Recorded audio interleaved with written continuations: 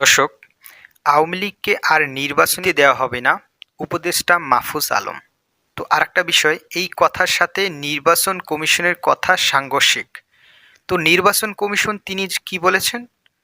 তিনি যা বলেছেন, আওয়ামী লীগ নির্বাচন করতে পারবে কিনা সে বিষয়ে রাজনীতিবিদদের সাথে আলোচনা করে তার উপর সিদ্ধান্ত নেওয়া হবে।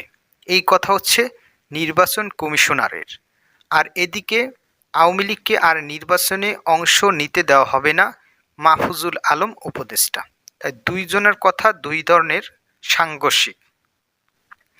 এই দেশে আর কোনো বাকশালের সুযোগ দেওয়া হবে না, আওয়ামী লীগ ফেরত আসলে আবারও ফ্যাসিবাদ ফিরে আসবে দাবি করেন অন্তর্বর্তী সরকারের উপদেষ্টা মাহফুজুল আলম।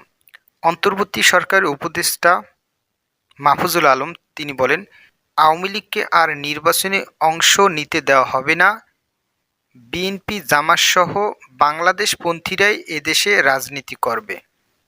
ফ্যাসিবাদবাদী হাসিনা সরকার যে প্রতিষ্ঠানগুলো ধ্বংস করে দিয়েছে সেগুলো সংস্কার করে নির্বাচন দেওয়া হবে। ন্যূনতম সংস্কার না করে নির্বাচন দিলে জনগণ তাদের অধিকার পাবে না।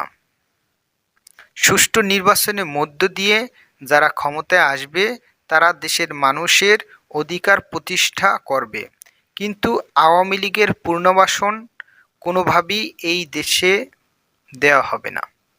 তো দুইজনের কথা দুই ধরনের, উপদেষ্টা মাহফুজুল আলমের কথা এক ধরনের আর নির্বাচন কমিশনের কথা ভিন্নরূপ। তো আদৌ আওয়ামী লীগ নির্বাচনে অংশগ্রহণ করতে পারবে কিনা তা দুই ধরনের মতভেদ পাওয়া যায়।